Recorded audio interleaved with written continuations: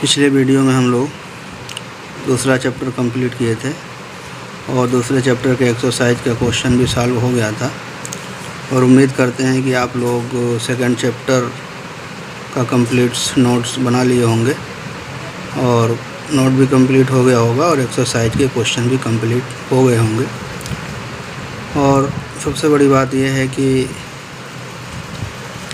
School अब सितंबर में भी खुलने वाला नहीं है और 1 महीना और ऑनलाइन क्लास ही चलेगा और एग्ज़ाम आपका टाइम से ही होगा, मतलब मार्च अप्रैल में होगा, मतलब थोड़ा सा लेट है 1 महीने का। तो इसी क्या बोलते हैं, इसी कंडीशन में, ऐसी परिस्थिति में हमको पढ़ना भी है, तैयारी भी करना है और एग्ज़ाम भी देने हैं, इसलिए कि हमारा एक दिन बीत रहा है और जब तक ऑफ़लाइन क्लास नहीं होगी तो मैक्सिमम बच्चे ऐसे होते हैं समझ नहीं पाते हैं। तो ऑनलाइन में बात बस यही है कि कई चांस है, अगर कुछ चाहते हैं अच्छे से पढ़ना तो जो बताया जा रहा है, जो पढ़ाया जा रहा है वीडियो में, उसको ध्यान से 1 बार 2 बार कंप्लीट वीडियो देख करके, पूरा ध्यान लगा करके, माइंड कंसंट्रेट करके कि किनारे किसी रूम में बैठ करके ध्यान से उसको सुनें और पढ़ें। इसलिए कि हमारा कितना भी वीडियो बहुत ही लंबा होता है तो आधे घंटे का वीडियो होगा और अगर आपका मन पढ़ाई में लगेगा, वीडियो देखने में आपको प्रॉब्लम नहीं आएगी।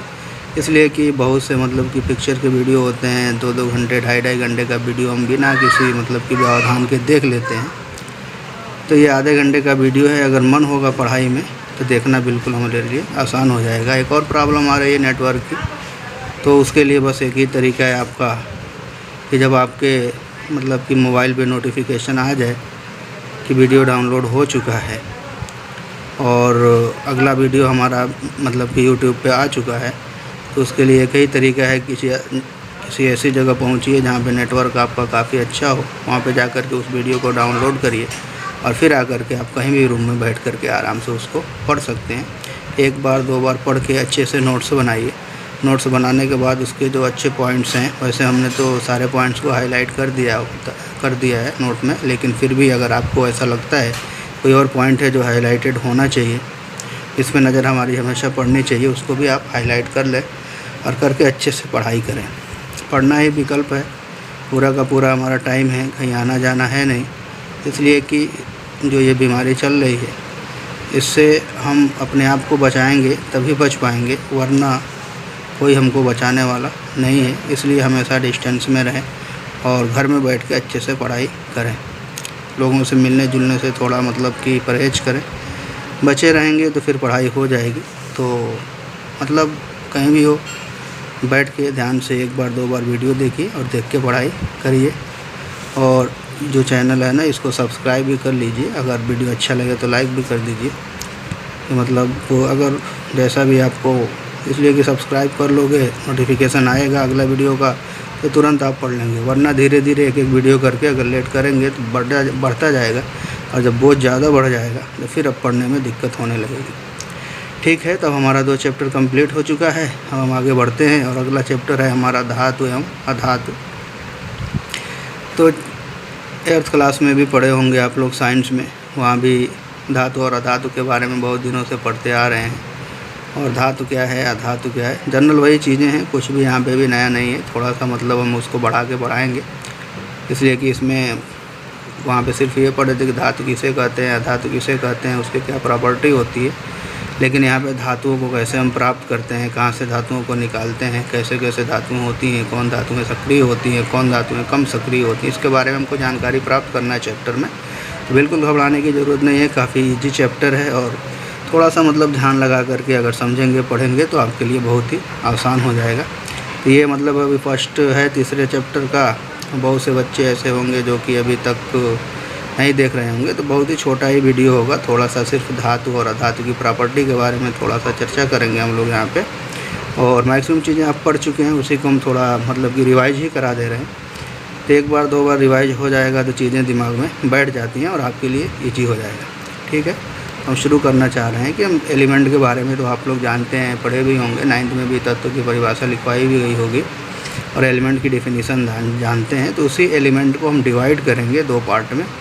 धातु और अधातु, मतलब कुछ एलिमेंट्स ऐसे होते हैं जो उसमें धातु होते हैं, कुछ ऐसे एलिमेंट्स हैं जो अधातु हैं, और कुछ ऐसे एलिमेंट्स होते हैं जो दोनों की प्रॉपर्टी शो करते हैं, धातुओं की भी और अधातुओं को भी, तो उसको उपधातु कहते हैं। तो हमें उपधातु की चर्चा नहीं करनी है, हमको सिर्फ धातु और अधातु के बारे में ही जानना है। तो हम स्टार्ट करते हैं। चैप्टर का नाम है अध्याय 3 धातु एवं अधातु। तत्वों को उनके गुणधर्मों के आधार पर 2 वर्गों में वर्गीकृत किया गया है, बांटा गया है। पहला है धातु, दूसरा है अधातु। धातु को इंग्लिश में मेटल कहते हैं, जानते ही होंगे आप लोग। तो धातु किसे कहते हैं? तो वे तत्व जिनमें निम्नलिखित गुणधर्म पाए जाते हैं धातु कहलाते हैं। तो धातु में बहुत से गुण होते हैं। कौन कौन गुण पाए जाते हैं स्टार लगा करके हमने सारे गुण की यहाँ पे चर्चा किया हमने, तो आप लोग ध्यान से देखेंगे, पढ़ेंगे।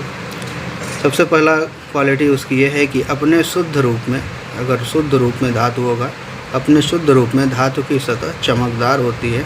धातु के इस गुण को धात्विक चमक कहते हैं। शुद्ध अवस्था में सभी धातुओं में चमक होती है, आप जानते भी हैं, सुने भी थे इससे पहले। बहुत सी धातुएं आप देखेंगे कि उसमें चमक नहीं हो रही है, लेकिन क्या करें, उसके ऊपर को अगर मान लीजिए ऊपर का सतह जो होता है उसको थोड़ा सा रगड़ देते हैं, थोड़ा सा, उसके बाद क्या होने लगता है, चमकने लगता है। कहने का मतलब सीधा है, धातुओं की सबसे बड़ी क्वालिटी यह है कि धातुएँ चमकदार होती हैं। दूसरा है सामान्यतः धातुएँ कठोर होती हैं, हार्ड। प्रत्येक धातु की कठोरता अलग अलग होती है। धातुएं कठोर होती हैं लेकिन धातुओं की कठोरता अलग अलग होती है। जैसे मान लीजिए जनरल एल्युमिनियम और लोहा, आप दोनों की तुलना करोगे, एल्युमिनियम थोड़ा मुलायम होगा लेकिन लोहा थोड़ा उससे हार्ड होता है, कठोर होता है। तो धातुओं की कठोरता अलग अलग होती है। कुछ धातुएँ ऐसी हैं जो बहुत ही मुलायम होती हैं, नरम होती हैं, और उसको हम चाहें तो जिस तरह से अगर नहाने वाला साबुन आप देखे हों, उसको चाकू से काटें तो कट जाएगा, उसी तरह वो धातुएँ भी चाकू से काटने से कट जाती हैं। तो यहाँ पे क्वेश्चन बनता है, किन धातुओं को चाकू से काटने पर, किन धातुओं को चाकू से काटा जा सकता है? तो उसके लिए हमने रेड कलर में लिखा है कि सोडियम तथा पोटेशियम, सोडियम का संकेत Na, पोटेशियम K, धातुएं मुलायम होती हैं तथा इन्हें आसानी से चाकू से काटा जा सकता है। इसमें एक और धातु है लिथियम। ठीक है।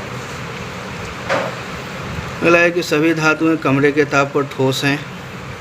सभी धातुएं ठोस अवस्था में पाई जाती हैं। ठोस होगा तो इसलिए इनके गलनांक और क्वथनांक क्या होते हैं, उच्च होते हैं। गैलियम और सीजियम, ये 2 धातुएं याद कर लीजिएगा, देखिए इंपॉर्टेंट, फिर रेड से लिखा हुआ है। गैलियम और सीजियम धातु है परंतु इनका गलनांक बहुत कम होता है। कहने का मतलब है कि इन धातुओं को हथेली पर रखेंगे तो ये पिघलने लगते हैं। मानव शरीर का तापमान 37 डिग्री सेंटीग्रेड होता है। इससे क्या पता चलता है कि गैलियम और सीजियम का गलनांक 37 से कम ही है। ठीक है, परंतु इनका गलनांक बहुत कम होता है। 37 डिग्री सेंटीग्रेड से कम होगा तभी तो गलेगा हथेली पर रखने पर। मरकरी या पारा, मरकरी को ही पारा भी कहते हैं, संकेत होता है Hg। धातु कमरे के ताप पर द्रव अवस्था में पाई जाती है। ये क्वेश्चन आता है कौन सी धातु कमरे के ताप पर द्रव अवस्था में पाई जाती है? तो कौन सी धातु है? पारा। Hg देखे होंगे थर्मामीटर में जो धातु भरी होती है यही पारा होता है, Hg। ठीक है। अगला है कि धातुओं को पीटकर पतली चादर बनाई जा सकती है। धातुओं के इस गुण को आघातवर्धता या आघातवर्धनीयता कहते हैं। धातुओं को अगर हम हथौड़े से पीटें तो उनको पीट करके पतले चादर के रूप में बदला जा सकता है। धातुओं को पीटकर पतले चादर के रूप में बदलना, इसी गुण को हम क्या कहते हैं? आघातवर्धता या आघातवर्धनीयता। ठीक है। तो सोना और चांदी सबसे अधिक आघातवर्ध धातु हैं। मतलब सबसे ज़्यादा, सबसे पतला चादर किस धातु का बनाया जा सकता है? सोने का और चांदी का। ठीक है। सोना संकेत होता है Au तथा चांदी Ag। ठीक है। सबसे अधिक आघातवर्ध धातुएं हैं। धातुएं तन्य होती हैं। अब तन्य का क्या मतलब है कि धातुओं को हम खींच के तार बना सकते हैं। धातुएं तन्य होती हैं। धातुओं को पतले तार के रूप में खींचने की क्षमता को क्या बोलते हैं हम? तन्यता कहा जाता है। धातुओं को खींचकर पतला तार बनाया जा सकता है। देखे होंगे लोहे की तार भी दिखाई देती है, लोहे की सीट भी दिखाई देती है। जनरल हम लोहा ही लेकर के हम समझ सकते हैं कि उसका तार भी बनाया जा सकता है, चादर भी बनाया जा सकता है। चादर बनाने के गुण को आघातवर्धता, तार बनाने के गुण को तन्यता कहते हैं। सबसे इम्पॉर्टेंट लाइन है, आपको सुनकर थोड़ा सा मतलब अजीब लगेगा कि 1 ग्राम सोने से 2 किलोमीटर लंबा तार बनाया जा सकता है। सिर्फ 1 ग्राम सोना हो तो उससे 2 किलोमीटर लंबा तार बनाया जा सकता है। तो पूछा जाए कि सबसे अधिक तन्यता किस धातु में होती है? तो सोने में। धातुएं उष्मा तथा विद्युत की सुचालक होती हैं। उष्मा और विद्युत की सुचालक भी होती हैं धातुएं। इसीलिए ना धातुओं के बर्तन का यूज किया जाता है खाना बनाने में धातुओं के बर्तन का यूज किया जाता है। और विद्युत की सुचालक होती हैं, इसलिए धातुओं का यूज तार बनाने में किया जाता है। सिल्वर तथा कापर उष्मा के सबसे अच्छे चालक हैं। सिल्वर और कापर सबसे अच्छे चालक हैं उष्मा के। सबसे अच्छी चालक की अगर बात करें, सबसे अच्छा सिल्वर है, उसके बाद कापर है। ठीक है। लेड और पीबी याद कर लीजिए, बहुत इंपॉर्टेंट है। लेड और पीबी धातु होते हुए भी उष्मा के बहुत बुरे चालक, मतलब कुचालक हैं। बहुत कम कुचालक होते हैं, रेयर ही मान लो, इसलिए इसको हम क्या मान लेते हैं, कुचालक। लेड, पीबी इसी को कहते हैं सीसा, तथा मरकरी Hg उष्मा के कुचालक हैं। ठीक है। अगला है, अगली प्रॉपर्टी, धातुएं ध्वनिक होती हैं। ध्वनिक का मतलब क्या होता है कि धातुएं अगर किसी सतह से टकराती हैं तो उसमें से आवाज़ उत्पन्न होती है। सारे धातुओं की आवाज़ अलग अलग होती है। धातुएं ध्वनिक होती हैं, अर्थात धातुएं कठोर सतह से टकराने पर आवाज़ उत्पन्न करती हैं। इसी गुण के कारण ना धातुएं ध्वनिक होती हैं, इसलिए स्कूल की घंटी धातु की बनी होती है, पिटने पर आवाज़ निकलती है। क्लियर। धातुओं के एग्जाम्पल की बात करें, उदाहरण की, तो iron Fe, copper Cu, aluminium Al, magnesium Mg, सारे सिंबल आपको याद होने चाहिए। सोडियम Na, पोटेशियम K, सीसा Pb, लेड अभी बात किए थे, सोना Au, इसी को गोल्ड भी बोलते हैं इंग्लिश में, चांदी Ag, इसी को सिल्वर भी कहते हैं, प्लेटिनम Pt आदि, ये सब क्या हैं, धातु हैं। तो ओवरऑल अगर हम कहें धातुओं में क्या क्या क्वालिटी है, तो धातुएं सबसे पहले क्या होती हैं, धातुएं सबसे पहला लाइन क्या था, याद करें थोड़ा सा, मतलब तो सबसे पहली लाइन हमारी ये थी कि धातुएं शुद्ध रूप में चमकदार होती हैं, धातुओं की सतह, धातुएं कठोर होती हैं, धातुएं आघातवर्ध होती हैं, धातुएं तन्य होती हैं, धातुएं उष्मा और विद्युत की सुचालक होती हैं, और धातुएं ध्वनिक होती हैं। मतलब जिस तत्व में ये सारी प्रॉपर्टी पाई जाएगी उसी को हम क्या कहेंगे, धातु। कोई भी ऐसा तत्व जिसकी सतह चमकदार हो, जो ठोस अवस्था में पाया जाता हो, इसमें आघातवर्धनीयता का गुण हो, तन्यता का गुण हो, उष्मा और विद्युत का सुचालक हो तथा ध्वनिक हो, ऐसे ही तत्व को हम क्या कहेंगे, धातु। बाकी ये सारे हमारे उदाहरण हैं। ठीक है। अब अधातु की बात करें, अधातुओं में धातुओं के कोई गुण नहीं पाए जाते। सीधा मतलब यही है इसका। ज़्यादा वे तत्व जिनमें धातुओं के गुणधर्म नहीं पाए जाते हैं अधातु कहलाते हैं। अब जितने भी एलिमेंट ऐसे होंगे जिसमें धातुओं के गुण नहीं पाए जाएंगे वो सब क्या कहलाएंगे, अधातु। जैसे carbon, sulphur, iodine, oxygen, hydrogen, bromine, nitrogen आदि। ठीक है, ये सब अधातु हैं।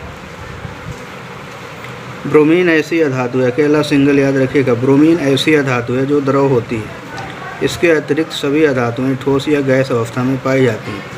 वहाँ पे पढ़े थे कि धातुएं ठोस अवस्था में पाई जाती हैं, लेकिन अधातुएं ठोस, द्रव और गैस तीनों अवस्थाओं में पाई जाती हैं। तो धातुओं की बात करें तो धातुओं में सिर्फ मरकरी द्रव अवस्था में पाया जाता है, जबकि अधातुओं में सिर्फ ब्रोमीन द्रव अवस्था में पाया जाता है। ठीक है। ये क्वेश्चन बनता है कौन सी अधातु द्रव अवस्था में पाई जाती है। इंपॉर्टेंट है, याद कर लीजिएगा, ब्रोमीन संकेत होता है Br। ठीक है। बाकी या तो गैसियस स्टेट में होगा या ठोस अवस्था में होगा। धातुओं के कुछ गुणधर्म निम्नलिखित हैं। एक्स्ट्रा कुछ गुण बता रहे हैं धातुओं में जो अधातुओं में पाए जाते हैं, धातु में या धातुओं में। तो अधातुओं के कुछ गुणधर्म निम्नलिखित हैं। ठोस अधातुएं भंगुर होती हैं, अर्थात हथौड़े से पीटने पर वो छोटे छोटे टुकड़ों में विभाजित हो जाती हैं। अधातुओं की क्वालिटी सबसे बड़ी है कि वो भंगुर होती हैं। भंगुर का मतलब हथौड़े से मारेंगे तो छोटे छोटे टुकड़ों में टूट जाती हैं। वहाँ पे हथौड़े से मार रहे थे तो चादर बन रहा था, यहाँ पे हथौड़े से मारने पर छोटे छोटे टुकड़े बनेंगे। जनरल कोयला ही ले लो, और कोयले के पत्थर मतलब कि कोयला हो, उस पर अब हथौड़े से मारोगे तो छोटे छोटे टुकड़ों में टूट जाएगा। क्या पता चल रहा है, धातुएं भंगुर होती हैं, इसी को हम भंगुर कहते हैं। ठीक है। आयोडीन अधातुओं के गुण क्या है, अधातुओं के गुण मतलब जिसमें धातुओं के गुण ना हो, तो धातुओं में तो चमक होती है, तो इसका मतलब अधातुओं में चमक नहीं होती है। लेकिन एक्सेप्शन के तौर पर याद कर लीजिएगा, अधातु होते हुए भी आयोडीन क्या होता है, चमकीला होता है। याद रख लीजिएगा इसको, आयोडीन अधातु होते हुए भी चमकीला होता है। तो क्वेश्चन आता है कौन सी अधातु में चमक होती है, तो आयोडीन में। कार्बन एक ऐसी अधातु है जो विभिन्न रूपों में पाई जाती है। प्रत्येक रूप को अपर रूप कहते हैं। कार्बन कई रूपों में पाया जाता है। कार्बन का संकेत होता है Fe। कई रूपों में पाया जाना कार्बन का अपर रूप कहलाता है। हीरा कार्बन का एक अपर रूप है। यह सबसे कठोर प्राकृतिक पदार्थ है। तो क्वेश्चन पूछे कि हीरे का संकेत क्या होता है, तो हीरा कार्बन का ही रूप है। तो हीरा का भी संकेत क्या होगा, कैपिटल C। हीरा कार्बन का एक अपर रूप है। यह सबसे कठोर प्राकृतिक पदार्थ है। इसका गलनांक और क्वथनांक बहुत अधिक होता है। ग्रेफाइट भी कार्बन का एक अपर रूप है जो विद्युत का सुचालक होता है। अधातु किसे कहते हैं, जिसमें धातुओं के गुण नहीं पाए जाते हैं। तो धातुएं विद्युत की सुचालक होती हैं। इसका मतलब अधातुएं विद्युत की कुचालक होती हैं। लेकिन एक अधातु है, कार्बन का अपर रूप है ग्रेफाइट, एकदम याद कर लीजिएगा। ग्रेफाइट भी कार्बन का एक अपर रूप है जो विद्युत का सुचालक होता है। क्रियाकलाप 3.8 में दिया हुआ है बुक में, अगर आप पढ़ें तो कि मैग्नीशियम रिबन लेकर के हम उसे जलाते हैं। तो किसी भी वस्तु को जलाते हैं तो ऑक्सीजन की उपस्थिति में जलता है, और ऑक्सीजन की उपस्थिति में जलने की वजह से उस धातु का ऑक्साइड बनता है। अगर मैग्नीशियम है तो मैग्नीशियम का ऑक्साइड बनेगा, और मैग्नीशियम ऑक्साइड को अगर हम जल में घोलेंगे तो मैग्नीशियम हाइड्रोक्साइड हमको प्राप्त होगा। मैग्नीशियम ऑक्साइड हाइड्रोक्साइड एक क्षार है, इसलिए हम कह सकते हैं कि धातुओं के ऑक्साइड क्षारकीय प्रकृति के होते हैं। क्रियाकलाप आप पढ़ेंगे तो क्रियाकलाप में जो रिएक्शन होगा वो रिएक्शन हम यहाँ पे लिख दिए हैं। बाकी क्रियाकलाप आप बुक से पढ़ लीजिएगा, लिखिएगा नहीं, ठीक है। अगला है, दूसरा है हमको सल्फ़र लेना है। सल्फ़र एक अधातु है। तो सल्फ़र को जब हम जलाएंगे तो फिर सल्फ़र डाइऑक्साइड बनेगा, अधातु का ऑक्साइड कहलाएगा। और सल्फ़र डाइऑक्साइड को जब हम जल में घोलेंगे तो सल्फ्यूरस अम्ल बनेगा। सल्फ्यूरस अम्ल H2SO3 सल्फ्यूरस अम्ल बनेगा। और ये अम्ल होने की वजह से हम कह सकते हैं कि अधातुओं के ऑक्साइड अम्लीय प्रकृति के होते हैं। इसके पहले भी आप लोग पढ़ चुके हैं। कुछ क्वेश्चंस हैं आपके उसी में चैप्टर के अंदर, तो उस क्वेश्चन को हमने यहाँ पे आंसर लिख दिया है। बाकी 1-2 क्वेश्चन हम आपको देंगे, आप सॉल्व करके उसका आंसर दीजिएगा। तो प्रश्न क्या है, ऐसी धातु का उदाहरण दीजिए जो कमरे के ताप पर द्रव होती है। जो नंबर 1 पूछा है, कमरे के ताप पर द्रव होती है, तो पढ़े हैं क्या है, मरकरी। चाकू से आसानी से काटा जा सकता है किस धातु को, तो लिथियम Li, सोडियम Na तथा पोटेशियम K। उष्मा की सबसे अच्छी चालक होती है सिल्वर Ag। अगर एक और धातु की बात करें तो एक और आप लिख सकते हैं कॉपर, ठीक है। उष्मा की सुचालक होती, उष्मा की कुचालक धातु में कौन कौन है, मरकरी, Hg और लेड Pb। अगला क्वेश्चन है हमारा, आघात वर्ध तथा तन्य का अर्थ बताइए। हम लिखवा चुके हैं तो इसका आंसर आप लोग लिख लीजिएगा। अब हम क्वेश्चन दे रहे हैं कुछ, उसका आंसर आप लोग कमेंट करिएगा। उस अधातु का नाम बताइए जो कमरे के ताप पर द्रव है। उस अधातु का नाम बताइए जो चमकीला होता है। विद्युत के सुचालक अधातु का नाम बताइए। चाकू से काटे जा सकने वाली किसी एक धातु का नाम बताइए। निम्नलिखित को धातु और अधातु में वर्गीकृत कीजिए। 2 कॉलम बना लीजिएगा, एक तरफ लिख दीजिएगा धातु और एक तरफ लिख दीजिएगा अधातु। हम सिर्फ संकेत लिखे हैं, तो जो धातु होंगे उसको धातु वाले कॉलम में, जो अधातु होगा उसके अधातु वाले कॉलम में आप लोग लिख लीजिएगा। हमने सब लिख दिया है, बाकी सिंबल लिख दिया है। नाम आपको पता होना चाहिए। C से हो जाएगा carbon, nitrogen, sulphur, silver, copper, potassium, sodium, hydrogen, oxygen, platinum, copper 2 बार हो गया, इसको काट देते हैं। गोल्ड Hg, Mg, गोल्ड मतलब सोना, mercury, magnesium, calcium, aluminium, bromine, lithium, chlorine, iodine आदि। 2 कॉलम बनाना, एक धातु का और एक अधातु का, और इसको लिख देना, ठीक है। तो इतना ही, बस ज़्यादा नहीं था। अब चैप्टर हमने स्टार्ट कर दिया है। और सबसे बड़ी बात यह है कि इस साल के सिलेबस में ये सारी इन्फॉर्मेशन इसकी छोटी छोटी है, तो क्वेश्चन आ सकते हैं एग्ज़ाम में, लेकिन आपसे कंपैरिजन नहीं पूछा जाएगा कि धातु और अधातु के गुणों की तुलना कीजिए। ये मतलब क्वेश्चन चैप्टर से निकाल दिया गया है, ठीक है। धातु और अधातु की तुलना हमसे नहीं पूछेगा, लेकिन धातु और अधातु के बारे में ये क्वेश्चन बन सकता है। जितना क्वेश्चन उससे बन सकता है सारे क्वेश्चन हमने लिख दिए हैं। ये क्वेश्चन आप लोग अगर आपका तैयार है तो उम्मीद करते हैं इससे बाहर से कोई क्वेश्चन अगर पूछेगा भी तो इससे बाहर से कोई क्वेश्चन नहीं आएगा, ठीक है। अच्छे से पढ़िए और खूब अच्छे से नोट्स बनाइए। 1-2 बार वीडियो देखिए, एकदम पूरी गारंटी के साथ हम कह रहे हैं कि समझ में बिल्कुल आ जाएगा। Thank you.